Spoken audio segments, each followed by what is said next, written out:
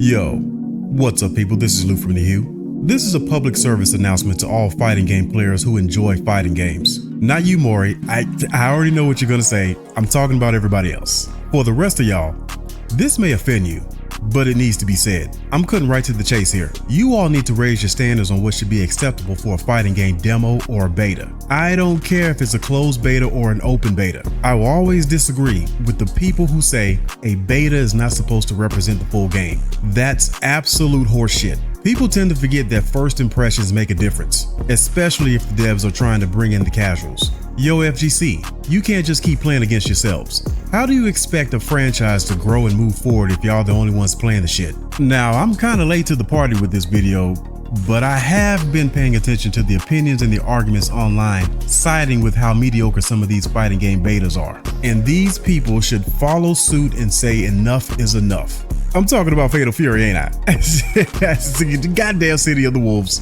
You know I'm about to gripe about this beta. As a matter of fact, you know what else I've seen online? The players who gripe about the other fighting games. What do they say?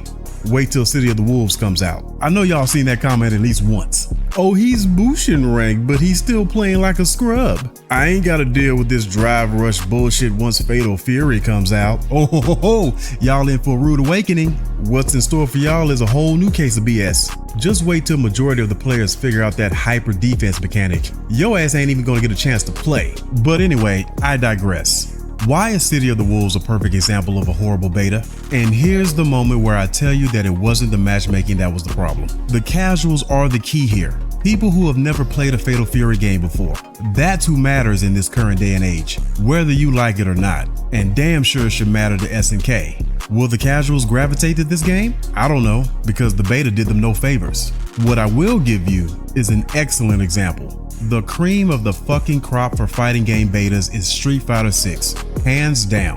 You can hate the drive rush mechanics all you want, but Capcom did an incredible job of easing in new players. People who have never played Street Fighter before. For anyone who's unaware of this, Capcom provided 2 closed betas, 1 open beta, and a demo. Street Fighter 6 held its first beta test in October 2022, 8 months. 8 months before the damn game came out. And back then, we had a way to practice characters in a training room. What we had to do was go to an unpopulated server somewhere in fucking Zimbabwe or some shit, and then sit at an empty cabinet. And we were free to practice for an entire day if we wanted to. Didn't have to play anybody. That was the beauty of it. And inside the training mode, you can turn on an option that'll let you see the frame data.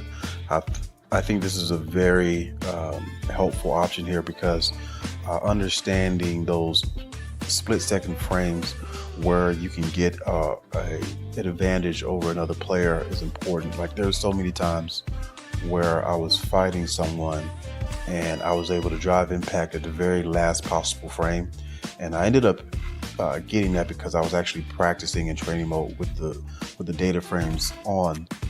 So I can see how my timing was and how I can improve it. You can also make adjustments to the training mode, such as like setting the CPU to have you combo practice, anti-air practice, which is extremely important, especially with punish. There's a lot of situations where I would be punching and kicking air in a match. You can also practice with different drive gauge levels, different super art levels. It took me some time to realize that a particular super art needed to be at level 3 in order for me to use it. Made a lot of mistakes of trying to use it when it was at level 2, and I didn't have it, so I ended up being punished for it and sometimes losing matches for it. So the training mode is a good way for you to understand the mechanics and what will happen. On top of that, the demo came out almost 2 months prior to the release, where new players were able to practice the game whenever they wanted, free of the toxicity, smurfing, and BS that comes from the negative side of the FGC. This is how you do it. Every new fighting game should be this way. Anything less is unacceptable. Playing a fighting game without knowing anything feels like crap. You don't want to play without knowing everything. And what you're describing is literally how people booted up and played these games for literally like 30 years. No, sir. We are beyond that era, my dude. Listen, SNK was going to get plenty of networking data from this beta. The Fatal Fury fans and the true FGC players were always going to play each other online, regardless if they knew how to play this version or not.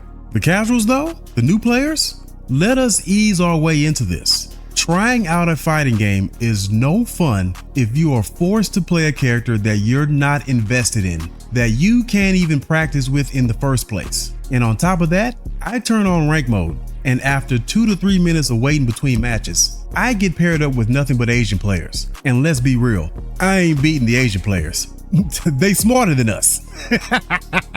Am I playing against regular people, or am I playing against the SNK employees, constantly getting my ass kicked by the HR department?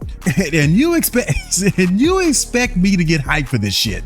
Because I've seen too many games go by the wayside in terms of any momentum or their ability to be better than what they are, just because they didn't have a beta or didn't have any testing like this, network testing, etc. for their game. So, like, for example, Type Lumina eventually got like fixed, right? But by then it's too late. Everything needs to work day one. If it doesn't work day one, it ain't gonna work. Shit has to work day one. That's hilarious. Somebody go remind Bandai Namco the next time they want to make a Tekken game. Man, if you guys just did a beta 3-4 months ahead of time, you have enough time to adjust changes and fix stuff, you know, maybe we're having a different conversation. Oh, there it is. Wouldn't you know? Maybe that might have fucking worked, don't you think? Oh, look who it is. A Twitter post from a guy a lot of you cucks think is the best Street Fighter 6 player in the world, stating how unfortunate that we had no training mode for the Fatal Fury beta. I can say this stuff for months. You won't listen to me though. You'll listen to Punk though, wouldn't you? Maybe. I don't know. But like I said, my position is kind of softened on this over the years. I'm like, whatever. You might as well just give it to him.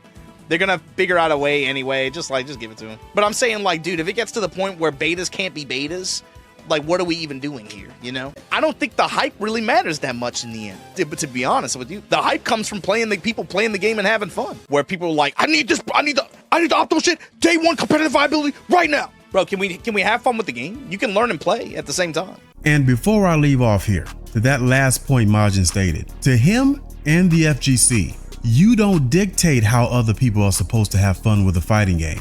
We don't have to just jump into the fire and get stomped on over and over again just to learn how to play the game. Me personally, I have a lot of fun sitting in a training room figuring out all the different combo routes my character can do all day long. And eventually, I'll get to playing you assholes when I good and damn well feel like it. Appreciate you for watching the video. Make sure to like and subscribe, and as always, this is Lou from the Hue. Until next time.